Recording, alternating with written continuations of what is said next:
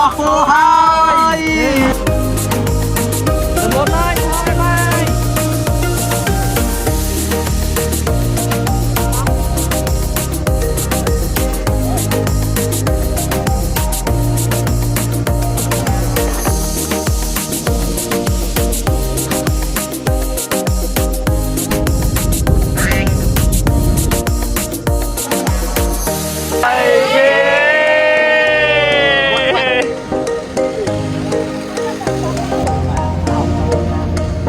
Bạn bông thay cái bông.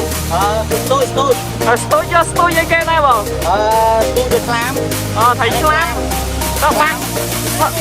Không mang tôi bàn là phía đây bông. Con chân muôi. Bạn hai bên đây sẽ có máu tụ hả bông. Ủa mà gặp đây. Năng. Đây nó Instagram. Các bạn. Bông tiệm tụ chẳng lo bông. Chẳng chúc kia phần năng bán này. Cảm ơn, bye bye.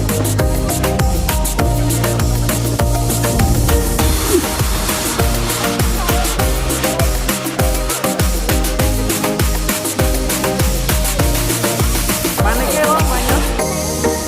Mang lỗ không?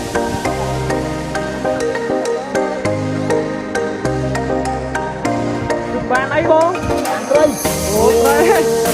Ôi. Không mất nè. Phân na mấy đầy.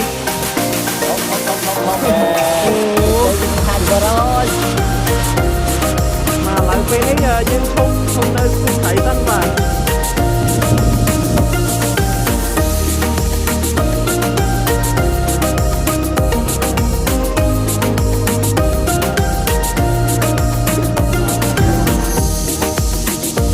Mong vậy chơi, mong vậy. Mãi không mà tự đi.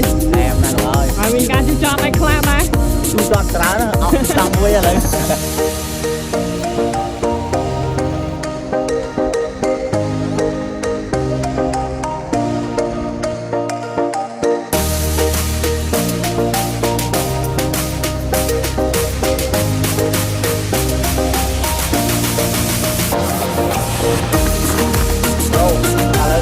Mong được với nhau nhưng mà bạn này chúng luôn và chúc kinh anh đây đó mong với nhau mình bỏ đây vlog nó này là tên em ơi.